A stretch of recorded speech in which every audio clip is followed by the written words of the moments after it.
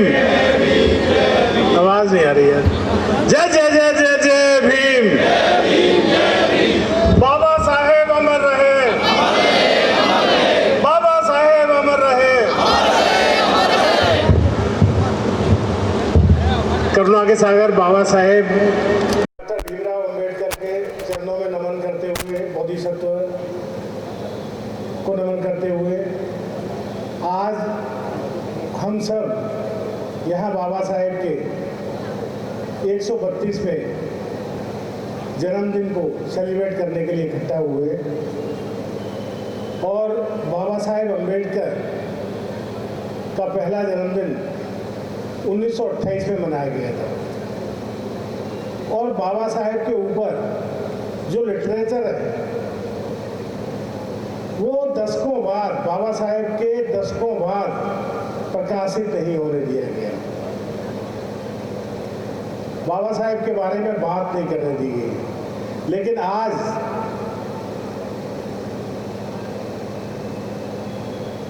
जो हमारे बुजुर्गों ने जो पेड़ लगाया था, जो ये शुरुआत की थी जिस चलन की बाबा साहेब का जन्मदिन मनाने की, वो आज उस मुकाम पर पहुंच गया है कि आज देश में ही नहीं विदेशों में भी बाबा साहेब का जन्मदिन धूमधाम से मनाया जाता है। और आज बाबा साहेब के बारे में बड़े बड़े लोगों को पढ़ना पड़ता है, बड़े बड़े राजनेताओं को अपना भाषण पूरा करने के लिए 5 बार बाबा साहेब का नाम लेना पड़ता है।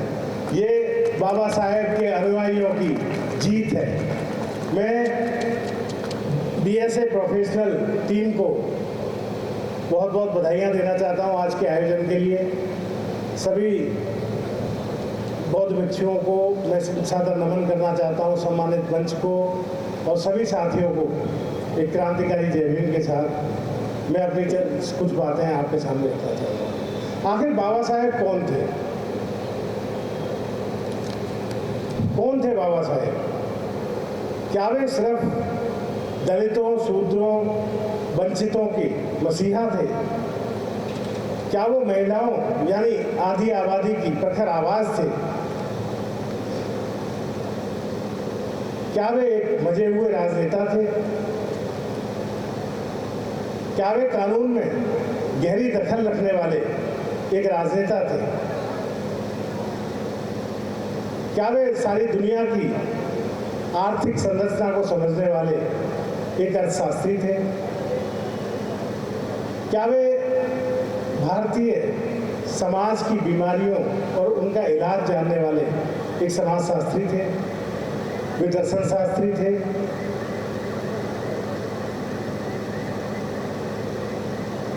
वे संपादक थे, लेखक थे, एक्टिविस्ट थे?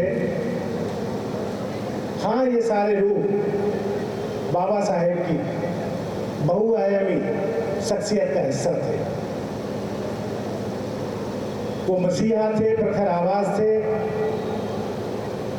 राजनेता थे, अर्थशास्त्री थे, दर्शन शास्त्री थे, समाजशास्त्री थे, संपादक थे, लेखक थे, पत्रकार थे, जर्नलिस्ट थे। और वो किसी एक कौम के नहीं, किसी एक धर्म के नहीं, पूरी दुनिया के, पूरी मानवता के नेता थे। यूं ही नहीं, दुनिया उन्हें सिंबल ऑफ नॉलेज के नाम से, सिंबल ऑफ नॉलेज के खिताब से नवाजती।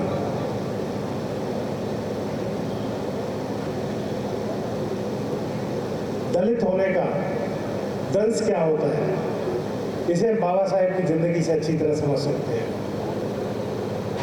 बाबा साहेब को दूर से पानी पिलाया जाता था क्योंकि वो एक दलित थे। बाबा साहेब को जिस दिन स्कूल में पानी पिलाने वाला नहीं आता था, प्यासा रहना पड़ता था क्योंकि वो दलित थे। एक तांगे वाले को ये मंजूर नहीं था कि उनको बिठाकर वो अपना तांगा खींचे क्योंकि वो एक दलित थे।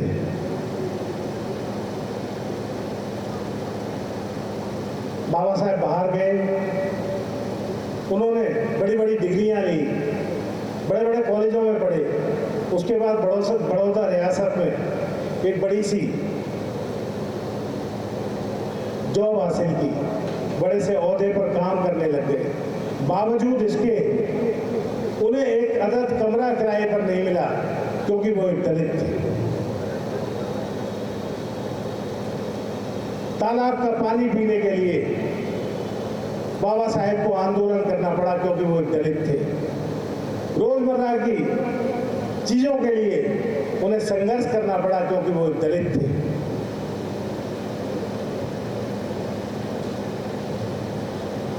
साल गुजर गए, दशक गुजर गए, सदियां गुजर गई, लेकिन दलितों पर होने वाले उत्पीड़न आज भी कम नहीं हुए, आज भी उसके तरीके नहीं बदले।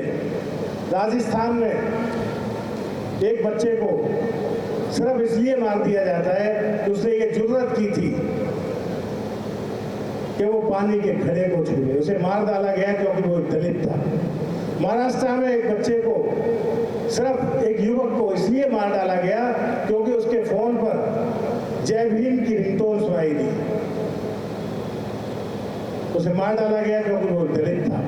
हाथरस यूपी में एक लड़की का बलात्कार हुआ, उसे प्रताड़ित किया गया और यहां तक इसे जलाकर मार डाला गया क्योंकि वो एक दलित थी।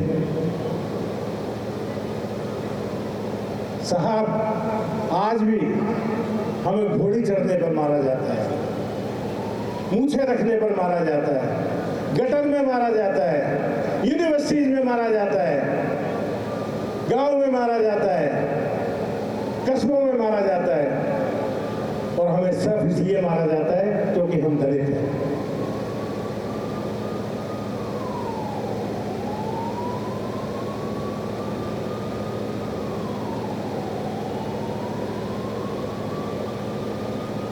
संविधान